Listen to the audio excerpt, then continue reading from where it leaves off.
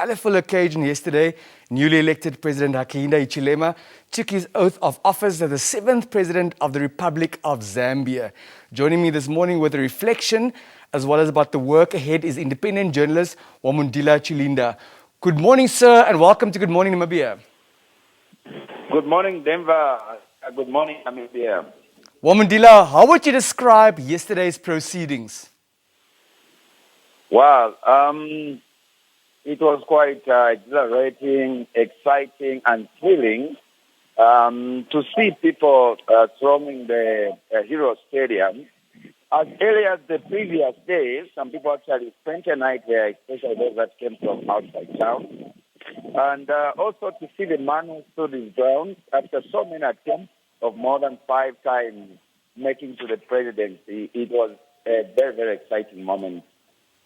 Interestingly enough, amongst the high-profile dignitaries were also many leaders of opposition parties present from across the SADC region. What do you make of this? Is there perhaps a hidden message? It could be. Yes. I think it's an encouragement to the growth and birth of democracy in Africa.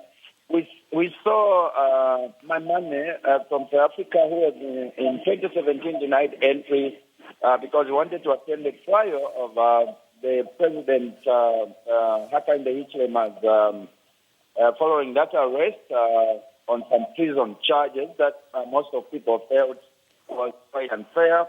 We saw Nelson Chamisa of Zimbabwe coming through.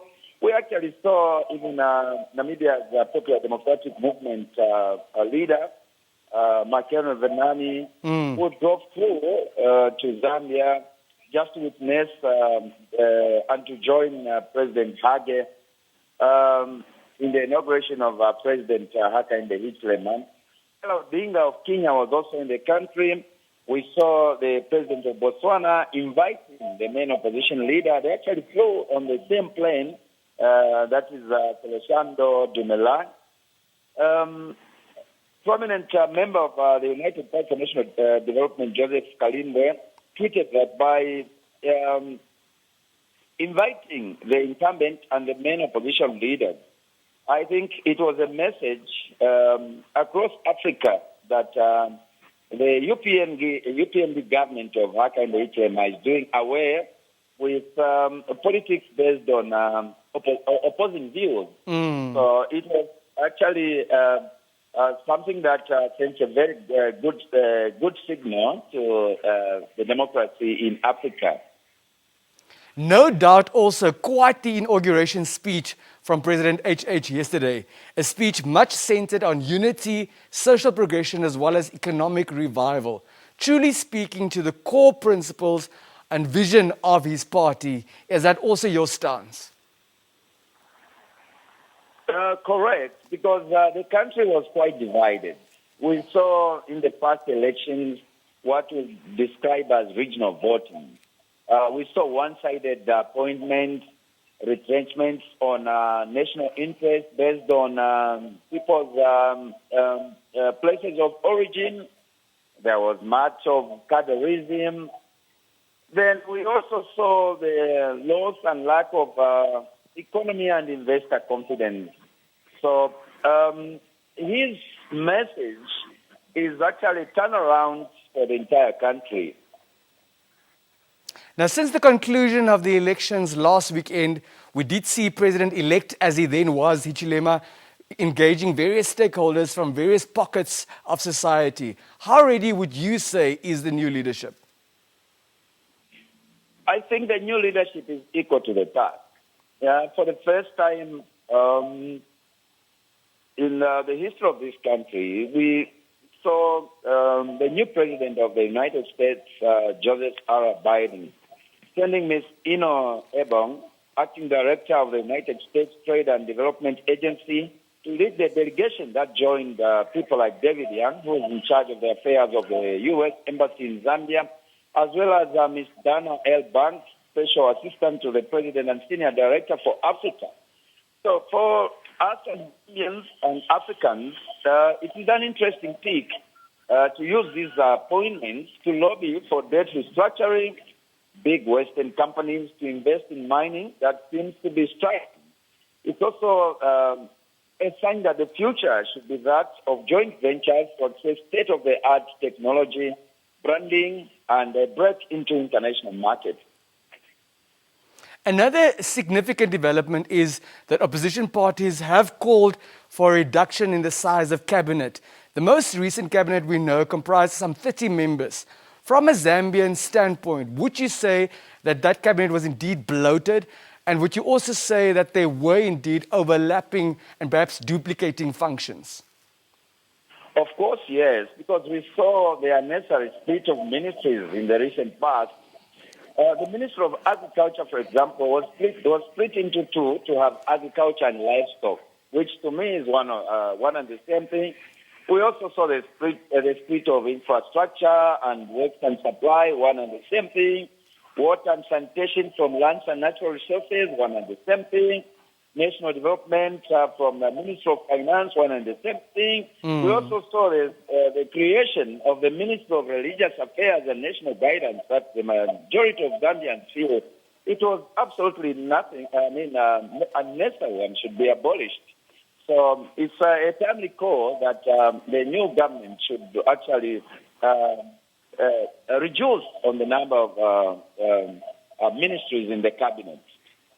In order to see whether the new president will heed this call from the opposition circles, when do we expect him to announce his cabinet? Pretty soon, as the new government is expected to get to work soonest amid high expectations. The clear message to the Zambian people is that the new government really wants to work and they really want to live up to their campaign promises. Very well. We know that it's absolutely no secret that the media as well as civil society faced a number of challenges under the previous regime. Do you expect things to be different this time around? We hope so, because there's a clear message to that effect. In the previous regime, we saw the media and civil society organizations that had different views in terms of criticizing the government being victimized. We saw a number of media organizations being closed down. We had the closure of the Post newspaper, we had the closure of Prime Television. We also saw a number of unnecessary arrests and suspension of licenses for private media organizations. And the message has been clear from the beginning that this time around, this particular government is open to criticism. Civil society organizations, the media organizations, as well as the main opposition political parties are free to criticize government at any given time. So we hope to see the best in that regard. Wamundila, before we let you go this morning, any final remarks, please? I think it's a lesson for Africa that we shouldn't take people, the leadership should not take people for granted. They have the power to change government. And this is a clear case that we've seen in the Zambian previous elections, that the least that was expected has happened. Like the Malawian president described it, that it is actually the impossible that has happened. So as Africa, in terms of democracy, this is a good sign of growth. And I think a lot of African countries should learn from Zambia that power lies with the people. Wamundila, thank you very much for your time. I'm sure we'll be touching base with you throughout the reign of the new president for an update. Thank you so much, Denver, and good morning, Namibia.